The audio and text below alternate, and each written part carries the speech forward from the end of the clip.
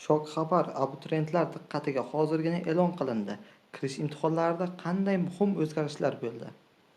Batafsil videoda. Assalomu alaykum hurmatli tomoshabin. Kanalimizda yangi bo'lsangiz obuna bo'ling va video roliklarimiz kengroq tarqaluvchi like tugmasini bosib, fikrlaringizni kommentariyada qoldiring.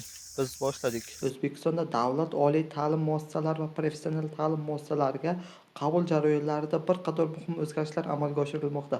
Abituriyentlarning tanlov imkoniyatlarini oshirish va shaffoflikni ta'minlash maqsadida 1 yildan boshlab kirish imtihonlari yangi tizim asosida tashkil etiladi.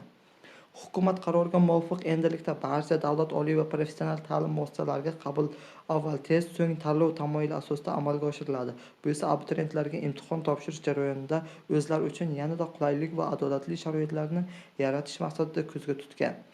Bu yildan boshlab abituriyentlar yagona test imkoniyatida ishtirok etadi va o'z natijalariga ko'ra dastlab oliy ta'lim muassasalarining bakalavriat yo'nalishlariga, shundan so'ng esa professional ta'lim muassasalariga kirish uchun tanlovda qatnashish imkoniyatiga ega bo'ladi. Qabul jarayonlari aniq belgilangan 2 bosqichda o'tkaziladi. Birinchi bosqichda barcha abituriyentlar har yili 5-iyundan 25-iyungacha onlayn ro'yxatdan o'tadi. Bunda test topshiriladigan fanlar majmuasi, test sinovlari o'tadigan hudud, ta'lim olish tili, agarda tanlangan yo'nalishda kasbiy ijodiy imtihon mavjud bo'lsa, ushbu imtihonlar topshiriladigan davlat oliy ta'lim muassasalari belgilaydi.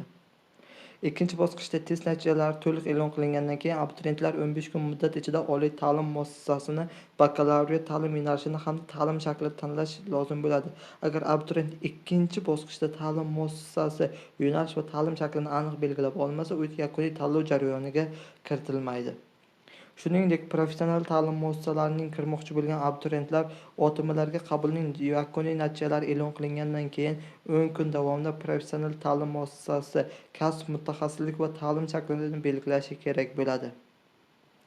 Yangi tizim qabul jarayonida adolat, shaffoflik va ochiqlikni ta'minlash barobarida abituriyentlarga keng tanlov imkoniyatini beradi. Shu bilan birga u tizim davlat ta'lim muassasalariga qabul qilishda tartib, intizom yanada mustahkamlash va yoshlarning o'qishga bo'lgan qiziqishlarini oshirishga xizmat qiladi.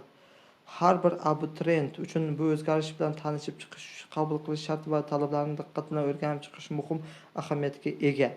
Barcha abituriyentlarni biz omad tilagan holda talabalik kashtini suring degan holatlarda biz o'z video roligimizni yakunlaymiz. Kanalimizda yangi bo'lsangiz obuna bo'ling va video roligimizga like bosing. Izohlarda o'z fikrlaringizni qoldiring.